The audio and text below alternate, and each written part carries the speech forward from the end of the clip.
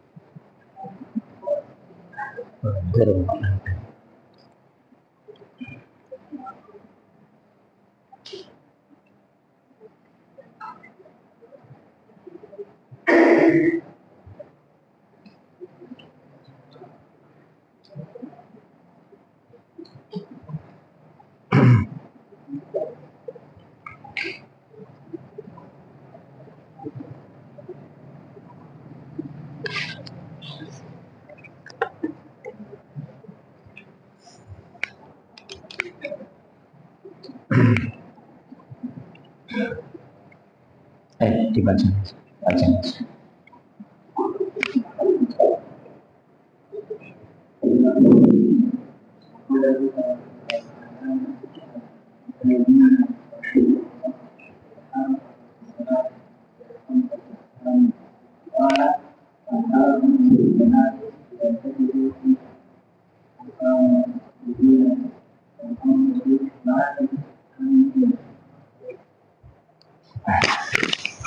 Lanjut.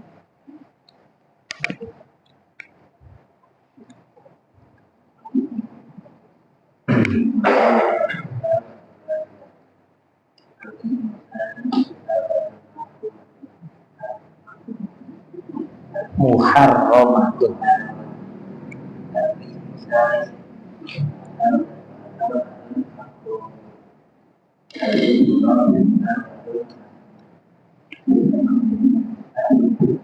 Mustahabbatun.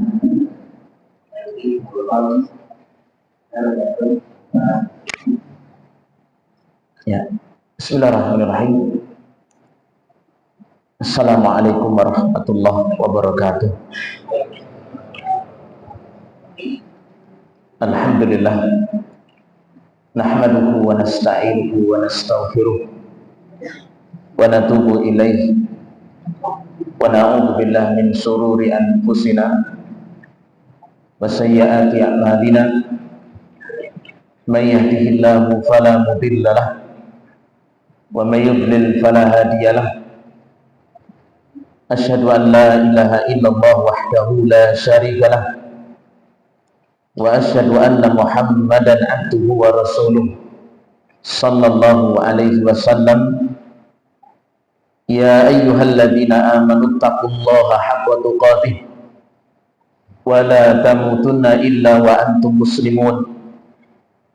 Ya ayyuhan nasu taqu rabbakumul ladzi khalaqakum min nafsin wahidah wa khalaqa minha zawjaha wa bassa minhuma rijalan katsiran wa nisaa'a wattaqullaha alladzi tasaaluna bihi wal arham innallaha kana 'alaikum raqiba. Amma ba'd. Jamaah kaum muslimin wal muslimat, para santri, semoga Allah senantiasa menjaga dan memberkahi kita semuanya.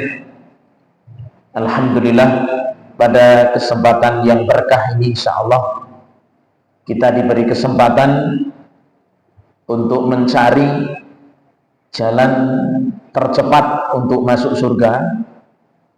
Mudah-mudahan ini diterima oleh Allah Subhanahu wa ta'ala, dan mudah-mudahan betul-betul nanti setelah kita mati dan melakukan perjalanan setelah kematian, Allah Subhanahu wa ta'ala mudahkan menuju surga.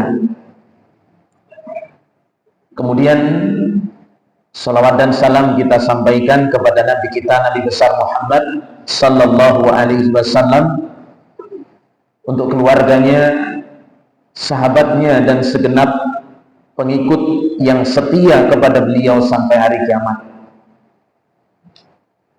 Jamaah kaum muslimin wal muslimat dan penuntut ilmu semuanya, semoga senantiasa Allah berkahi. Kita melanjut pembahasan kita dari sifat salatun Nabi, tata cara salat Rasulullah sallallahu alaihi wasallam. Kita belajar tentang salat karena salat amal yang paling Allah cintai, karena salat amal yang pertama kali akan dihisab, dan tidaklah Allah subhanahu wa ta'ala menerima suatu amal kecuali berlandaskan dengan ikhlas dan mutaba'ah, mengikuti petunjuk Rasulullah sallallahu alaihi wasallam. Nah, kita ini ingin berusaha meniru dan mencontoh Rasulullah sallallahu alaihi wasallam. Man amila amalan laisa alaihi amruna fahuwa raddun. Siapa yang beramal dengan suatu amal yang tidak ada perkaranya dari kami, fahuwa raddun, maka tertolak.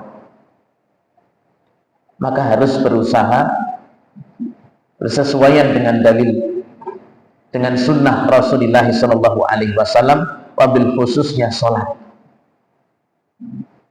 Pembahasan yang berkenaan yang nampaknya remeh saja, misalkan berkenaan adab buang hajat, itu saja diatur oleh Rasulullah sallallahu alaihi wasallam, apalagi pembahasan yang berkenaan dengan sholat. Mari berusaha kita sholat ini dengan petunjuk sunnah Rasulullah sallallahu alaihi wasallam. Pada pembahasan kita pada kesempatan ini, kita bahas tentang aqsamul harakah fi shalah, macam-macam gerakan di dalam sholat, atau fikih tentang gerakan di dalam sholat. Jamaah azanallahu wa iyyakum jami'an, sholat amal yang sangat penting. Mari kita perhatikan kaidah-kaidahnya atau poin yang harus kita perhatikan dalam masalah gerakan di dalam sholat. Yang pertama harus kita perhatikan,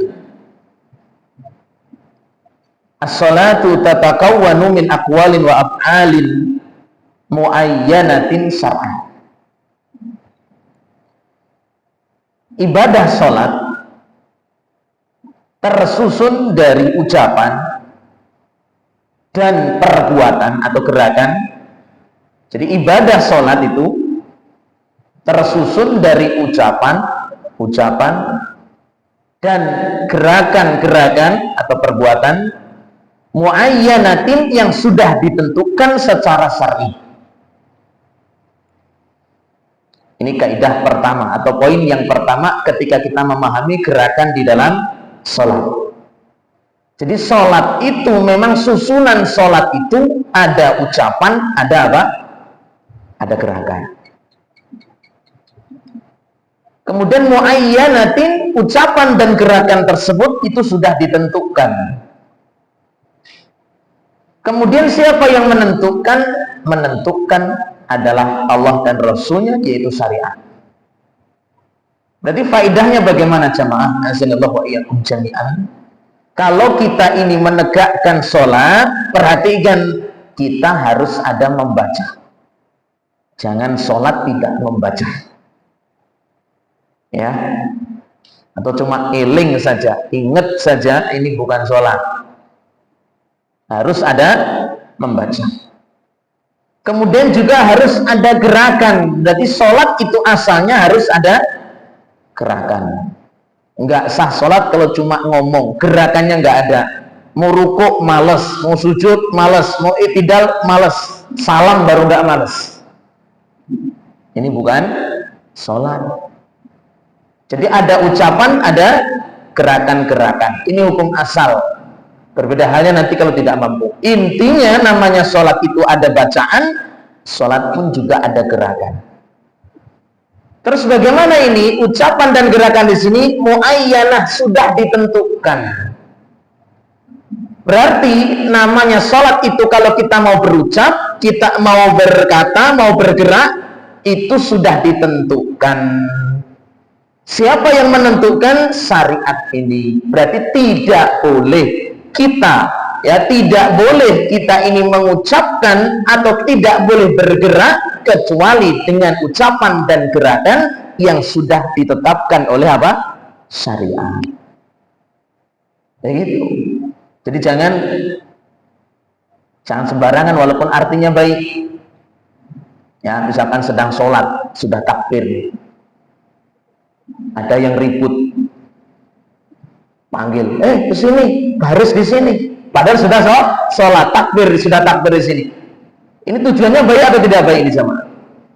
Baik. Bisa apa nggak bisa ini? Nggak bisa, dilarang. Kenapa? Itu bukan bacaan sholat. Atau misalkan apa ya bahasanya ini? Ngawe-ngawe, bahasa Indonesianya apa? Ya, mengisaran sini, ke sini misalkan. Nah, gerakan ke sini ini gerakan sholat atau bukan? Bukan. Walaupun tujuannya baik, walaupun maknanya itu baik, kalau itu bukan bacaan sholat, bukan gerakan sholat, itu tidak boleh. Karena bacaan dan gerakan sholat sudah apa? Ditentukan oleh syariat. Begitu. Jadi nggak boleh istilahnya kok sholat sambil garuk-garuk, itu nggak ada. Sholat sambil benahi rambut, ya nggak ada. Ya, apalagi yang rambutnya senangnya apa itu Pak?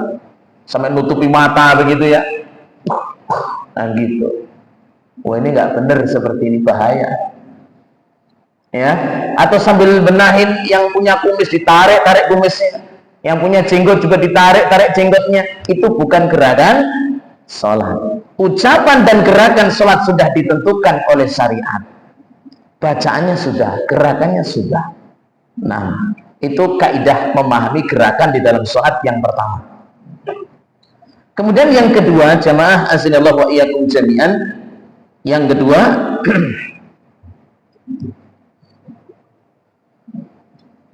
tahrimul qawli wal fi'li fi sholati bi takbiratil ihram. Diharamkannya ucapan dan gerakan selain bacaan dan gerakan sholat. Jadi diharamkan bacaan dan gerakan dimulai dengan takbiratul ihram. Jadi pengharamannya, diharamkan seorang berucap, seorang bergerak dengan apa ini? Ketika sudah takbiratul ihram. Berarti saat seseorang itu sudah takbiratul ihram, itu sudah nggak ada ucapan kecuali ucapan sholat, tidak ada gerakan kecuali gerakan sholat. Nah, seperti itu. Tapi kalau belum takbiratul ihram, masih boleh bicara lain? Masih boleh. Masih boleh bergerak yang lain? Masih boleh. Tapi kalau kita sudah takbiratul ihram, berarti sudah tutup. Kecuali ini ucapan sholat, ini gerakan apa? Sholat. Dalam hadis yang sahih, Nabi SAW bersabda, miftahus sholat at-tahur atau at-tuhur wa tahrimuhat takbir. Kunci dari sholat itu adalah bersuci, kuncinya adalah bersuci, dan pengharamannya adalah takbiratul ihram. Apa maksud pengharaman di sini? Diharamkan berucap, diharamkan bergerak kecuali dengan bacaan dan gerakan sholat. Berarti pertama, pintu pertama, tanda peringatan nggak boleh berucap dan nggak boleh bergerak kecuali bacaan dan gerakan sholat dimulai kapan? Sejak sudah takbiratul ihram. Nah begitu. Jadi jangan ngobrol kalau sudah takbir. Ya, Rehan ya. Insya Allah ya Rehan. Tapi kalau sudah takbiratul ihram jangan ngobrol. Walaupun ngobrolnya baik, nanti ujian loh. Jangan. Karena sudah takbiratul ihram. Ya, nah, ngelirik-ngelirik itu sudah tidak lagi. Tengok-tengok, melihat ke atas itu sudah nggak ada lagi. Nah, dimulai kapan? Kapan Bino? Dimulai kapan pengharamannya itu? Ketika sudah takbiratul ihram, takbir permulaan. Jangan pas salam. Ya, baik, jamaah kaum muslimin wal muslimat dan para santri sekalian yang semoga Allah berkahi kita semuanya. Kemudian yang berikutnya adalah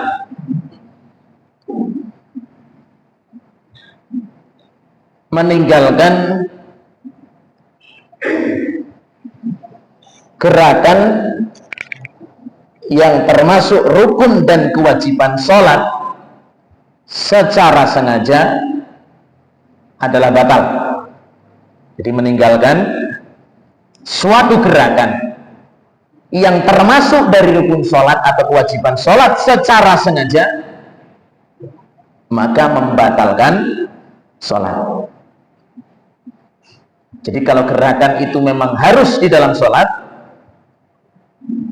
meninggalkannya sengaja berarti batal. Ya, berarti batal. Nah,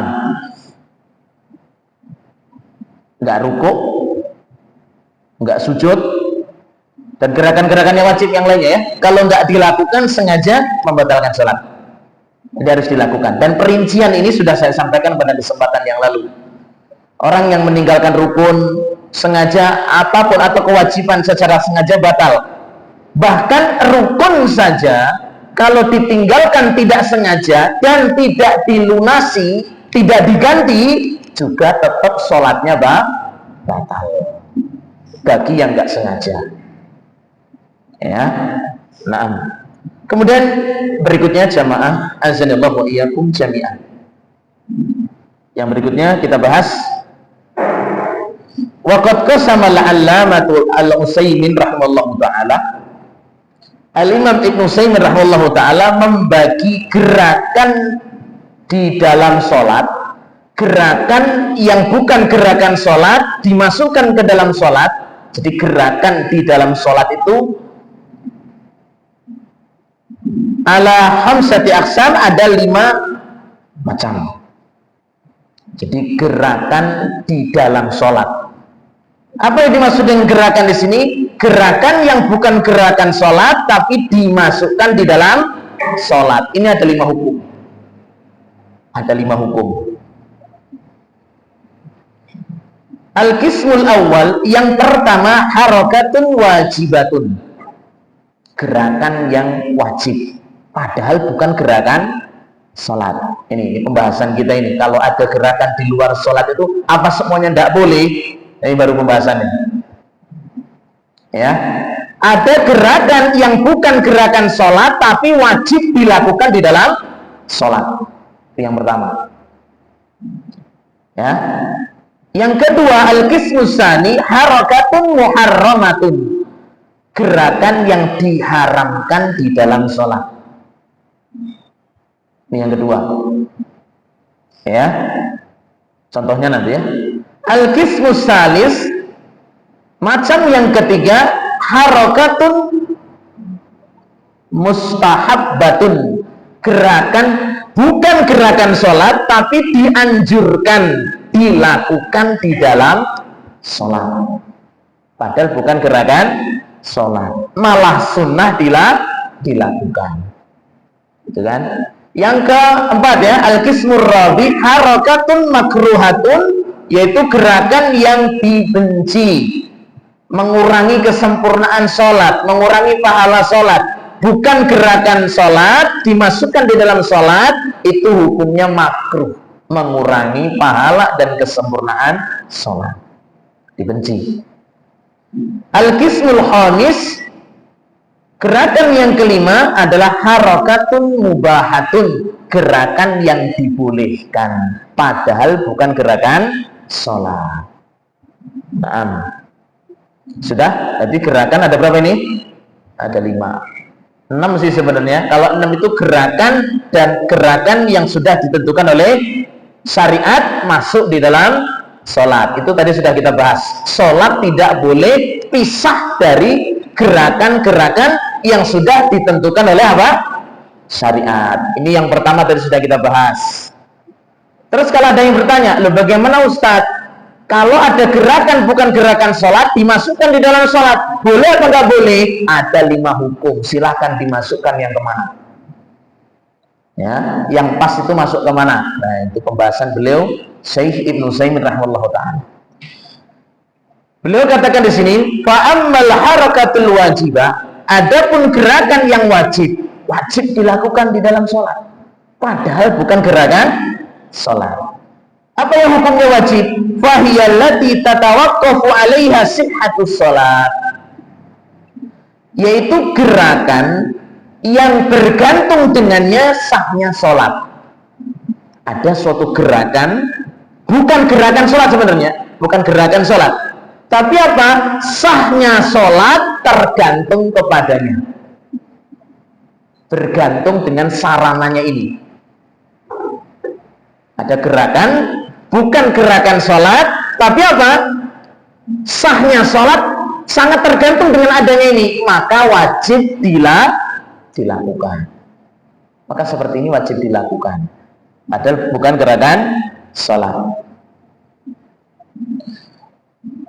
Misal, beliau contohkan, seseorang melihat di sorban atau peci najis. Ada najis ya. Mungkin ingat pecinya tadi sudah kena najis. Sadar. Sudah sholat ini, sedang sholat. Gimana ini? Dibiarin sorban dan pecinya dipakai sampai rampung atau dilepas? Lepas.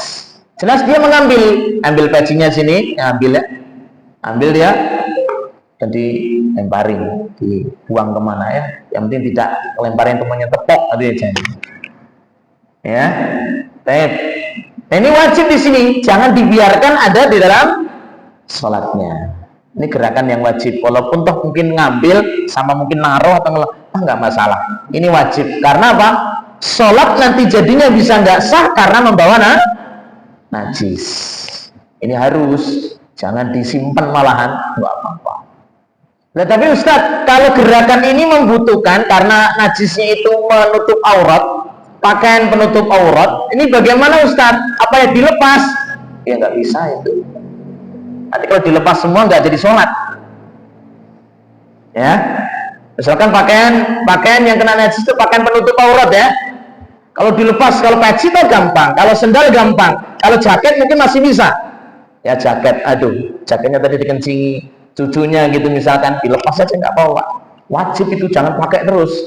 Pas, gitu kan? Jelas ya? Nah, tapi kalau bagian dalam gimana Ustadz? Ya nggak mungkin. Masa sholat sambil lepas-lepasan kan malah bubar, ini kaget, ini mau sholat atau mau gimana kan gitu ya. Ya, berarti harus dibatalkan. Ya, jadi dilihat posisinya bagaimana. Nah, ini sebagaimana Nabi SAW pernah terjadi ketika dalam sholatnya beliau Shallallahu Alaihi Wasallam, beliau berdalil di sini ya dalam riwayat Abu Dawud, beliau nyatakan di sini sendal beliau terdapat najis, kemudian diberitahu oleh Jibril tentang adanya najis tersebut, kemudian Nabi SAW itu melempar sendalnya. Para sahabat karena saking cinta dan ingin mengikuti Nabi juga ikut melempar sendalnya, padahal sendalnya ada apa? Najis. Nah, gitu ya. Nah, kemudian yang berikutnya, macam yang kedua,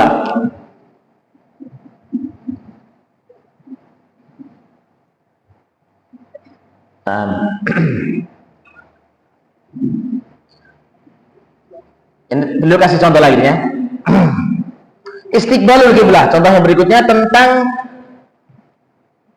perpindahan arah kiblat. Ini syarat Pak ya, ini rukun. Syarat. Ketika seseorang salah arah kiblatnya, kemudian diberitahu arah kiblatnya keliru misalkan, apa tetap arah yang salah tersebut atau berputar? Gimana jawabannya? Wajib berputar. Jangan udah dibilangin, Pak, kiblatnya itu di belakang sampean gitu, kok nggak putar? Wah, males lah, terus kadung. Jangan. Kalau sudah selesai sholat sah, nggak usah perlu diulangi. Kalau sudah selesai sholat. Tapi kalau masih sholat, pertengahan sholat, diberitahu. Mungkin orang sini ngomong, karena kita tamu ya, Pak, salah Pak, kiblatnya menghadap ke belakang panjenengan. Berarti wajib apa? Berputar. Hukum berputarnya seperti ini. Coba, berputar itu gerakan sholat bukan itu? Beng, itu gerakan sholat bukan? Bukan. Nah, seperti ini dihukumi wajib berputar. Kalau enggak berputar, sholatnya dasar. Jelas ya? Nah, kemudian yang kedua, wa ammal harakatul muharramah, adapun gerakan yang diharamkan, bahkan membatalkan sholat, apa itu? Fahiyal harakatul kasiratul mutawaliyatu li ghairi daruratin. Gerakan yang diharamkan dan membatalkan sholat, bukan gerakan sholat ini berarti ya. Apa itu? Gerakan yang banyak. Gerakan yang banyak ini nggak ada patokan yang pasti. Memang banyak ulama yang bilang 3 kali gerakan itu sudah dihitung banyak. Tapi sebagian ulama ya kembali kepada urf yang berlaku. Kalau itu sudah terjadi gerakan yang banyak, lebih dari 3 atau 4 atau 5, itu sudah terhitung banyak. Itu gerakan bukan gerakan sholat. Kasirah banyak, gerakannya itu banyak. Al-mutawaliyah berurutan, nggak ada pemisah, berurutan. Li ghairi daruratin, bukan karena terpaksa. Bukan karena terpaksa. Berarti apa di sini? Gerakan yang diharamkan di sini, yang pertama adalah bukan gerakan sholat. 1. Yang kedua apa? Banyak. Banyak. Bukan gerakan 1, 2, enggak, tapi berulang. Banyak. Kemudian apa yang ketiga? Syarat yang ketiga. Syarat yang ketiga adalah berulang banyak tadi, yaitu bukan mutawaliyah, berurutan, tidak ada sela. Berurutan, tidak ada sela, li ghairi daruratin, dan tidak ada terpaksa, nggak ada keterpaksaan, nggak ada alasan yang daruri, itu nggak ada. Ya, contohnya ini banyak ini kalau gerakan, bukan gerakan sholat. Ya, misalkan contoh ini, mungkin ya, santri bersihin apa bersihin sholat? Jerawat, misalkan bersih sholat. Padahal apa harus jamaah? Mesti sholat harus bersihin begitu? Masuk nggak? Nggak ada. Sambil ngelamun daripada dengerin imamnya kelamaan bacanya, suratnya udah ngebaca panjang pula, gitu kan? Lah mending bersihin terus, cepet lanjut terus. Padahal bukan gerakan sholat. Banyak, berurutan, tidak ada selang, nggak ada karena terpaksa. Itu bisa membatalkan sholat. Ya, itu bisa membatalkan sholat. Dan lain-lainnya banyaklah gerakan yang lainnya ya. Antum mungkin gerakan memukul, atau gerakan kita mungkin rambut kita, atau mungkin megang telinga kita, atau mungkin sambil ngambil mobil. Ini kebiasaan yang kadang-kadang mudah ya. Padahal nggak harus lah ya. Ini sesuatu yang nggak harus, kecuali kalau ganggu lah. Ganggu sudah saking banyaknya ya dibersihin jelas. Lah kadang-kadang sudah nggak ada apa-apa, dicari ini sedang sholat, dikumpulin. Nah ini bahaya seperti ini bisa membatalkan sholat. Nyata ya, itu contoh-contoh. Ya saya contohkan seperti ini karena ini yang paling sering ya Pak ya. Yang paling sering begitu. Mungkin rambut, mungkin telinga, mungkin tadi di pipi tadi, mungkin ini bersihin kotoran di sini. Nah itu banyak gerakan. Atau membenahi baju, kadang baju nggak harus dibenahi juga nggak. Gayanya pengen ganteng lah, ya. Padahal nggak ganteng sebenarnya. Nah, kadang-kadang terlalu gitu loh ya, terlalu membenahi. Padahal yang nggak usah, nggak perlu sebenarnya gitu ya. Nah, baik. Jamaah hasanallahu wa iyyakum jami'an. Yang berikutnya. Ini gerakan yang diharamkan tadi sudah ya. Yang berikutnya ini sudah mau isya nanti kan. Kita lanjut aja. Wa ammal harakatul mustahabbah. Sekarang gerakan yang disunahkan. Bukan gerakan sholat, dimasukkan dalam sholat tapi sunnah. Sunnah. Fahiyal harakah li fi'lin mustahabbin fis sholat. Yaitu apa? Gerakan untuk mendapatkan yang disunahkan di dalam sholat. Jadi gerakan, sesuatu gerakan ini untuk tujuan mendapatkan sunnah-sunnah di dalam sholat. Gerakan ini dilakukan untuk mendapatkan apa? Sunnah-sunnah di dalam sholat, gitu ya.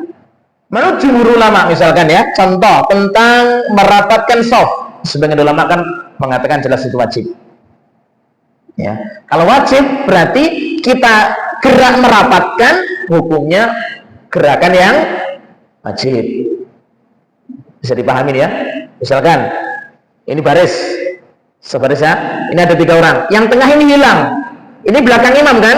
Maka geser untuk merapat. Kalau berpendapat merapatkan shaf itu wajib, berarti gerakan menuju merapatkan, ada kan gerak ya, unit gitu. Hukumnya apa? Wajib. Tapi kalau berpendapat misalkan itu sunnah, maka bergerak untuk merapatkan shaf atau bergerak untuk mendapatkan sutra, ini hukumnya apa? Sunnah. Begitu ya. Nah, bisa dipahami nih. Jadi jangan nanti ini sholat kok geser-geser. Tapi patokannya belakang imam ya. Jamaah sekalian ya, jangan nanti kanan. Nanti kosong, geser sana, geser sana. Imamnya ditinggalin sendiri. Sini sholat, sana kan pada apa batal itu, geser-geser. Loh, nanti ada. Jadi kalau sini kosong, gesernya ke sini ya, menuju tengah. Jadi sholat dimulai dari tengah di belakang imam, bukan dari kanan atau dari kiri. Ya. Nah, jamaah azanallahu wa iyyakum jami'an, ini harakah mustahabbah, bergerak, ini tidak masalah ya. Ada kosong bisa jalan ya. Ini baris shaf pertama. Ada yang batal pergi. Shaf yang belakang di sini, ini kan nggak geser-geser misalkan. Yang belakang silahkan maju untuk menutup shaf yang longgar. Boleh apa boleh? Sunnah. Kalau berpendapat wajib menutup tadi, wajib untuk segera merapatkan. Padahal bukan gerakan sholat jalan-jalan tadi. Jenuh, bukan gerakan sholat. Ya. Nah, jamaah hasanallahu wa iyyakum jami'an. Kemudian yang berikutnya, tinggal apa ini? Gerakannya apa yang belum?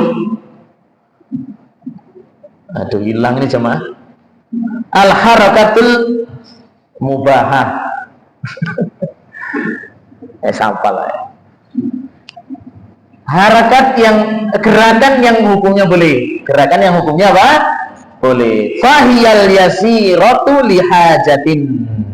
Gerakan yang boleh pertama adalah gerakan yang sedikit karena ada keperluan, karena ada kebutuhan. Gerakan yang sedikit karena ada keperluan. Boleh apa boleh ini? Boleh. Ya. Misalkan mungkin ganggu ya, apa pileknya atau apa mungkin. Nah, supaya agak ketahan gitu ya. Boleh diperlukan. Mungkin gatel. Siapa yang pernah gatel? Gatel terus.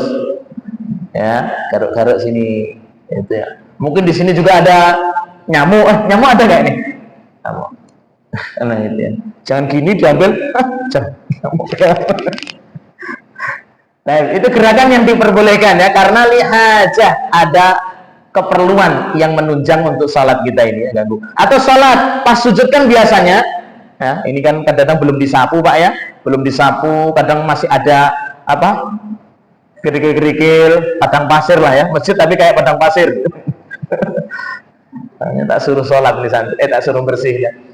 Nah, gitu bersih. Cukup ini aja jalan. Enggak, cukup sekedarnya saja. Boleh. Ya, ini gerakan yang boleh. Bahkan contoh di sini beliau sebutkan di sini, dalil bolehnya di sini tentang Nabi SAW itu menggendong cucunya. Beliau menggendong cucunya. Boleh atau boleh? Boleh. Sambil menggendong cucunya. Bukan Ya, anak kecil nangis gendong. Nanti kalau pas rukuk turun lagi, pas sujud turun lagi, berdiri gendong lagi. Boleh? Tidak masalah. Sambil gendong karena ada perlu. Ya, nah. Atau sambil mungkin megang sesuatu, karena sesuatu itu kalau diletakkan mungkin khawatir hilang, ya boleh dipegang, Pak. Ya, tapi ya khawatir ini kan orangnya pada penjahat semua. Ya boleh saja, Pak. Ya boleh aja ya. Ini sholat kok masya Allah, ya aman. Darurah ya, darurah nggak masalah. Atau darurah boleh, gerakan-gerakan karena keterpaksaan itu boleh, Pak, boleh ya. Nah. Atau yang boleh tadi Nabi SAW itu pernah ya, kalau sholat sebelahnya itu pintu, ada salam, assalamualaikum gitu ya, kita dekat pintu udah masalah, boleh. Tapi jangan waalaikumsalam. Assalamualaikum misalkan itu, ya kita buka jalan sedikit, buka. Nah gitu. Tapi jangan waalaikumsalam, gimana kabarnya Pak? Itu ya jangan. Ya, itu bisa batal. Jadi gerakan-gerakan tersebut itu diperbolehkan selagi tidak merusak dari kondisi sholatnya. Ya, nah atau yang terpaksa, mungkin ketika kita sholat ada anak kecil yang sampai apa bahasanya, Pak? Main di jendela, bahasanya kecepit, ya. Kita di sebelahnya, kita bantulah ini, nggak masalah, boleh. Ya, tapi jangan cup-cup, ya nggak usah, cup-cupnya nggak usah. Ya, intinya gerakan-gerakan itu, apalagi kondisi yang terpaksa tadi, itu diperbolehkan. Tapi kalau nggak memungkinkan dengan gerakan cukup tadi dan harus segera dipergikan, itu harus harus wajib membatalkan sholat. Oh ini nggak cukup selesai diangkat saja, ini harus dibawa ke rumah sakit, ya harus dibatalkan sholat berarti ya. Nah, ini gerakan yang diperbolehkan. Kemudian jamaah azanallahu wa iyyakum jami'an. Yang berikutnya berapa menit lagi nih? 3 menit ya. Atau beliau di sini memakai dalil lagi di sini gerakan ketika berpindah shaf itu boleh. Ketika beliau sallallahu alaihi wasallam itu sholat di suatu malamnya, kemudian ikut sholat dengan beliau itu sahabat Ibnu Abbas, tapi sahabat Ibnu Abbas bermakmumnya berdirinya di sebelah kiri, Nabi tarik, kemudian supaya berdirinya di sebelah kanan. Jadi gerakan-gerakan itu boleh semua ya, itu diperbolehkan, gerakan ringan tadi. Nah, kemudian yang terakhir adalah al-harakatul makruha, gerakan yang dilarang, gerakan yang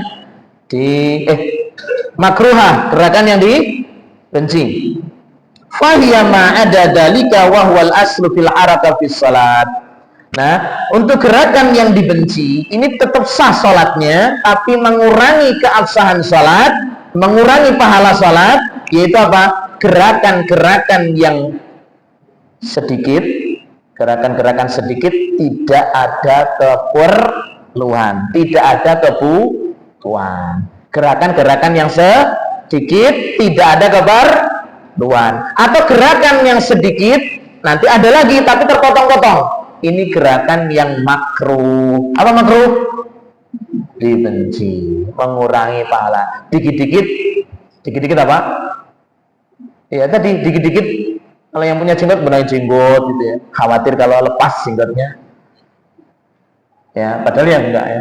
Dikit-dikit mungkin garuk-garuk, padahal enggak garuk, enggak ada apa-apa ya. Kadang-kadang dikit-dikit dehem-dehem gitu ya. Nah, sholat nggak perlu tapi doham-dehem. Nggak jatahnya batuk juga hasim. Bersin ini ya. Batuk. Ini kalau nggak perlu nggak boleh ya. Semua gerakan, kalau tadi bukan gerakan ya. Semua gerakan ringan, bukan gerakan sholat, bukan karena kebutuhan, maka itu semuanya masuk gerakan yang makruh, dibenci, jadi bisa mengurangi dari pahala sholatnya. Nah, kemudian jamaah azanallahu wa iyyakum jami'an, untuk masalah gerakan lagi ini, apabila gerakan itu berbeda dengan imam, seperti misalkan kan ada praktek sholat tapi satu mengikuti pendapat fulan, satu berpendapat yang lain. Itu kan ada ya. Maka seperti ini, kalau ada sesuatu perbuatan, gerakan di dalam sholat yang dibangun di atas khilaf para ulama yang muktabar, yang sama-sama menggunakan dalil, maka ini tidak diharuskan sama dengan imam. Walaupun sebagian ulama memerintahkan untuk jangan menyelisihi imam, ya. Tapi intinya hal tersebut adalah lapang dada. Allahu a'lam bishawab. Demikian ya, sudah masuk Isya. Kita cukupkan? Atau ada yang nambah satu? Silakan kalau ada yang bertanya. Cukup.